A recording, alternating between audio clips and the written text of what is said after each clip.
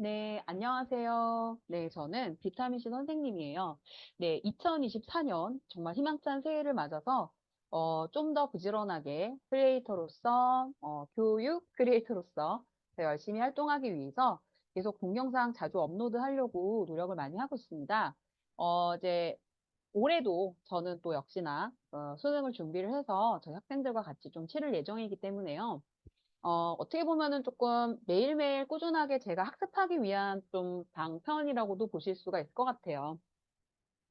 뭐, 항상 제가 추구하는, 지향하는 그러한 바이지만, 뭐, 저보다 사실 더 훨씬 잘하시고, 정말 실력 뛰어나신 그런 정말 빵빵하신 그런 강사님들 많이 계시잖아요. 근데 이제 저는 이제 제가 실생활에서 제가 이렇게 공부를 하면서 뭐, 조금이라도 한 분에게라도 도움이 된다면, 좀 이제 같이 좀 공부를 열심히 해보자라는 취지에서 그렇게 올리고 있습니다. 오늘은, 이제 생명과학을 진짜 저도 처음부터 좀 공부를 시작을 해야 될 것 같아요, 지금. 물론 수능을 계속 쳤지만. 네, 그래서 이제 수능을 저는 준비를 하지만 또 생명과학 이렇게 내신이라던가 준비하시는 학생들이 있을 것 같아서 필기하는 방법들에 대해서 좀 같이 얘기를 해보고자 해요. 그래서 맨 처음 부분에 이제 첫 챕터에 보시면 아마 이제 그 생명현상의 특징 그래가지고 제가 이제 이거를 저는 주로 오토 과학을 좀 쓰긴 해요. 쓰긴 하는데, 조금 이게 버전이 섞여 있어서 지금 여러분이 보시는 버전하고 조금 내용이 다를 수는 있어요. 그래서 그 부분 조금 제가 양해를 부탁드리고요. 하지만 내용은 똑같다는 거. 네, 그래서 이제 저희 학생하고 같이 실제로 수업했던 어떤 그런 챕터들을 좀 가지고 왔기 때문에 필기가 이미 되어 있는 부분들도 있습니다. 그래서 좀 양해 부탁드리고요. 서론이 길어지는 것 같아서 조금 죄송하긴 한데, 뭐 요즘에 보면은 인스타라던가 이렇게 공스타그램 같은 거 보시면 아니면 정말 이렇게 자기 공부법 같은 거 막 이렇게 올리시는 분들 굉장히 많으시잖아요. 막 그러면 이제 되게 막 예쁜 필기구 같은 걸로 정말 노트 정리 완벽하게 하시고 약간 그런 분들 계시는데 사실 저는 뭐 그렇게까지는 좀 아니에요. 솔직히 말씀드리면 이제 저는 좀 스피디하게 정말 이렇게 그날그날 하루하루 시간을 조금 다퉈가지고 공부를 해야 되는 입장이기 때문에 어떻게 하면은 조금 간결하고도 기억이 쉽게끔 효율적으로 필기할 수 있는지 그런 부분에 대해서 한번 알아보려고 해요. 네. 그래서 생명현상의 특성은 여러분이 물론 아시는 대로 이렇게 6가지 정도가 조금 있는 걸로 저희가 알고 있습니다. 첫 번째 세포로 구성된다. 물질 대사, 자극에 대한 반응과 항상성 유지, 발생과 생장, 생식과 유전, 적응과 진화. 이렇게 총 6가지가 있고요. 뭐 이런 거를 정리를 하실 때 꿀팁이라고까지 하기에는 조금 약간 민망한 부분이 있는데 이런 거 공부하실 때 이렇게 뭔가 숫자 같은 거를 좀 이렇게 정리를 하시면서 매기는 게 그냥 이렇게 밑줄 치시는 것보다는 조금 이 기억이 더 잘 되시지 않을까 그런 생각을 개인적으로 좀 해보고요. 그리고 이제 여기 보면 지금 영어로 적혀 있는 것들이 있는데 요거는 재학생들하고 조금 뭐 예를 들어서 생식이면은 reproduction 이런 식으로 그다음에 유전이면은 inheritance 이런 식으로 조금 이제 재학생은 그런 부분들이 좀 필요한 학생이에요. 그래서 이제 좀 이렇게 영어로도 정리를 해봤고요. 한번 이렇게 영어 용어로 정리해 보시는 것도 하나의 방법일 수 있을 것 같습니다.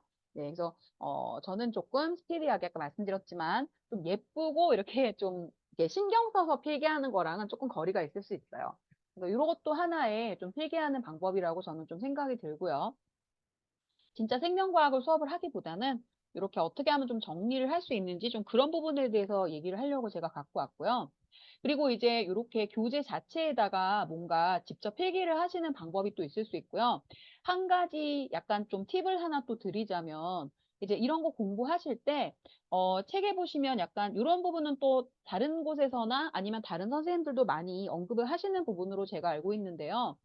여기 이제 이런 어떤 소 제목이라고 할까요? 어떤 소 제목이라던가 이런 어떤 챕터 안에 있는 뭐 이런 제목들 있잖아요. 예를 들면 아까 세포로 구성되는 게 생명현상의 첫 번째 특징이었는데 그거를 조금 더 구체적으로 들어가면 세포는 구조적, 기능적 단위다. 이런 식으로 해서 주요 부분을 이렇게 교재에다가 직접 색깔펜이라던가 이런 거를 표시하시면서 공부하는 방법이 또 하나가 있을 수 있을 것 같아요. 자, 그리고 또 이런 거 공부를 하실 때 이렇게 어떤 제목이나 이런 거를 많이 주의 깊게 보셔라 라는 거는 많이 들으시는 부분이실 것 같은데요. 거기에 더해서 이렇게 옆부분에 보시면 사실은 이제 내신을 준비를 하신다면 선생님들이 이렇게 옆부분에 이런 부분에서 사실은 시험 문제를 좀 꽤 많이 내시는 경우가 많다고 제가 알고 있거든요. 그래서 공부를 하실 때 약간 이런 부분도 조금 유념을 하시면서 뭐 개체 유지 현상, 그다음에 뭐 종족 유지 현상 이런 식으로 생명 현상의 특성 구분이다 해서 이런 부분도 좀 놓치지 않고 좀 정리를 해두시면 좀 내신이라던가 이런 데 도움이 되지 않으실까라는 생각을 좀 해봅니다.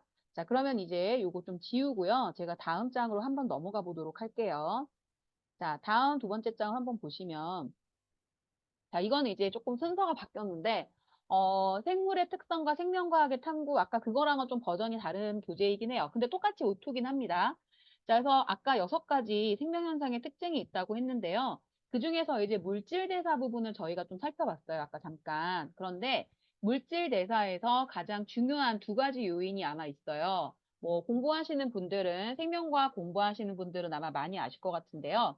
동화작용하고 이화작용이 있어요. 그래서 아까 교재에다가 직접 이렇게 줄을 치시면서 공부하시는 방법도 있겠지만 뭔가 노트나 아니면은 그 옆에 조금 이렇게 빈칸을 만들어서 거기다가 교재 옆에 있는 내용을 좀 더 간단하게 이런 식으로 동화작용은 뭐예요? 간단한 물질이 복잡한 물질로 바뀌는 거죠. 그래서 이걸 우리가 합성이라고 하고요. 이화작용 같은 경우는 그 반대의 작용이에요. 그래서 복잡한 물질이 간단한 물질로 분해되는 과정이거든요. 그래서 동화작용이 일어날 때는 저희가 에너지가 흡수된다라고 말을 하고요. 이화작용이 일어날 때는 에너지가 방출된다라고 저희가 얘기를 할 수 있겠죠. 예, 이런 부분들을 조금 따로 칸을 할애해서 아니면 노트에다가 이렇게 정리를 하는 그러한 방법이 또 있을 것 같습니다. 어떤 필기 방법이든지 간에 사실 그래요. 또 학생들이 보면은 한두 번 해보고서 아, 이거는 나한테 맞지 않는다라고 이렇게 좀 빨리 결정을 내리시는 분들이 계시는데 물론 저희가 이제 스피디한 시대를 살다 보니까 나한테 맞는 효과적인 방법을 빨리 찾는 것도 굉장히 중요하겠죠. 하지만 이제 그에 못지않게 뭔가 내가 이제 조금 몇 번 해보고 나서 나한테 맞는 거를 좀 찾는 것도 중요할 것 같아요. 그래서 처음에 한 번만 해보시고 이게 나한테 맞는 거다 이렇게 좀 속단을 내리시기보다는 그래도 한 두세 번 정도 해보시고 좀 찾아보시기를 권장을 좀 드리는 편이에요. 그래서 이렇게 노트 필기를 하는 방법이 있을 수 있고요. 네. 그래서 이것도 제가 한번 좀 지우고 다음 장으로 한번 넘어가 보도록 할게요. 네.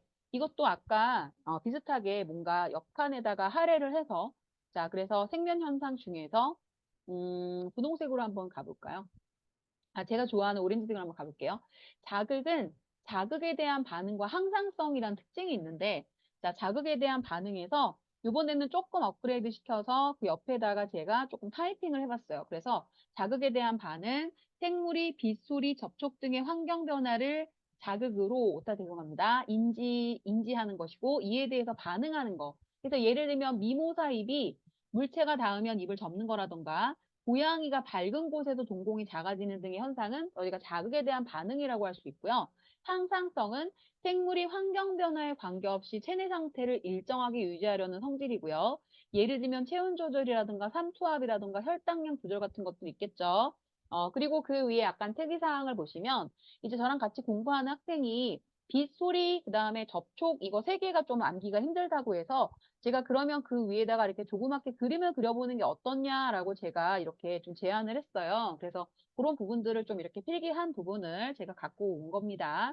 이렇게 자기만의 노트. 뭔가 그 내용을 그대로 적어 놓으면은 좀 재미가 없잖아요. 그래서 뭔가 이렇게 그림을 좀 곁들인다던가 내가 좀 더 그 노트를 보고 싶어지게, 보고 싶게끔, 그죠? 공부 좋아하는 친구들 솔직히 그렇게 많이 없잖아요. 하지만 내가 노트 필기해 놓은 거라던가 교재를 한 번 더 들여다볼 수 있게끔, 들여다보고 싶게끔 만드는 것도 하나의 공부를 할 수 있는 좀 요령이라고 생각이 들어요. 자, 그래서 이것도 좀 다음 장으로 한번 넘어가 보겠습니다. 네, 이것도 좀 이렇게 교재 자체에다가 좀 이렇게 중요한 부분에 밑줄을 치고 약간 그렇게 좀 학습하는 그런 방법 예시를 좀 들고 왔고요.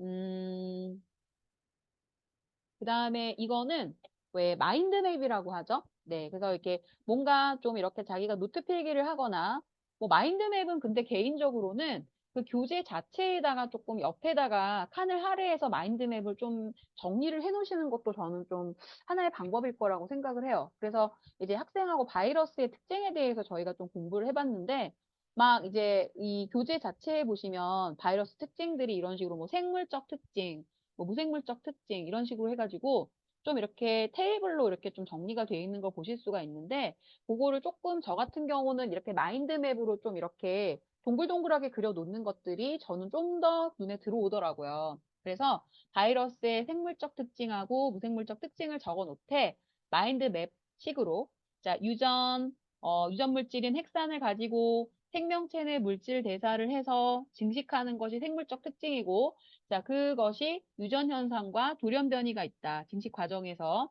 네, 이렇게 정리를 했고요. 무생물적 특징은 자, 세포 구조를 갖추지 못했고요. 자, 생명체 안에 들어가면 물질 대사를 하지만 생명체 밖에서는 물질 대사를 하지 못하고 단백질 결정 형태로 존재하는 것.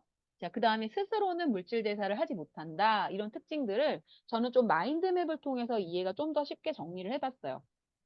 네, 그래서 조금 짧은 시간이었지만 이렇게 뭔가 과탐을 공부할 때 혹은 뭐 과탐 아니라도요. 사탐이나 다른 과목에 활용을 하셔도 저는 좀 좋을 거라고 생각을 합니다. 방학 때 일단 공부를 하기로 시작을 하셨으면 이렇게 해서 좀 조금이라도 한 분이라도 도움이 됐으면 하는 마음에 영상 업로드할 예정이고요. 되도록이면 자주 이제 좀 이런 공부법에 대해서 영어라던가 다른 부분들에 대해서도 계속 업로드 할 테니까요. 방학 동안 혼자서 외롭게 나 혼자만 공부한다 이렇게 생각하지 마시고 비타민 C 선생님과 함께 열심히 공부하기를 바랄게요. 저는 다음에 또 내일 네, 매일매일 되도록이면 여러분과 찾아뵙도록 하겠습니다. 네, 감사합니다. 저는 비타민 C 선생님이었어요. 안녕.